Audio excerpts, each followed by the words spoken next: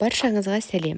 Қантсыз, дәмді, тез жасалатын оладьи рецептісімен бөлісемін. Керек заттарды қосымша астына жазып кетемін. Бізге керегі ұн, жұмыртқа, қаймақ, сүт, сгущенка, разрыхитель. Ең алдымен 3 жұмыртқаны бір келкі етіп араластырамыз. Үстіне бір ас қасық вареная сгущенка саламыз, немесе ақ сгущенка салсаңыз болады. Дайын болған массамызды бір шетке алып, келесі ыдысқа қаймақ пен сүтті біріктіріп, бірдей қып, бір келкі қылып араластырамыз. Араластырған массаны микроволновкаға салып, міндетті түрде жылытып аласыз. Жылыған массаны алып, біріктіреміз. Біріктіріп, бір келкі қылып араластырамыз.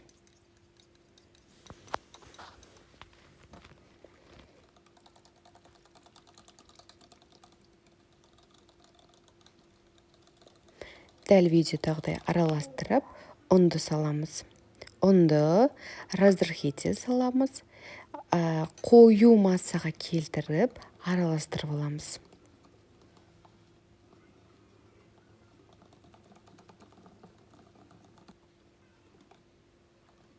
Бұл уақыт аралығында табамызды қыздырып, үстіне 2 ас қасық өсімдік майын құйып, осылай мөлшерлеп құйып шығасыз.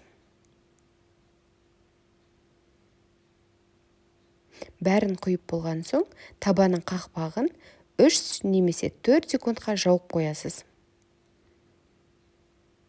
Орташа отта пісіреміз.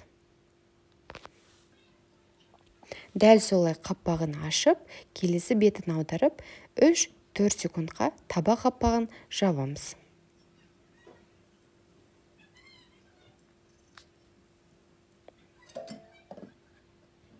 Оладьилар өте пышны болып піседі. Бетіне сахарная пудра сеуіп, немесе шоколад жағып, жеміс-жидектермен әсемдесеңіз болады. Видеоны тамашалағаныңызға рахмет. Сізге ас болсын. Менің каналыма тіркеліп, лайк басуды ұмытпаңыз.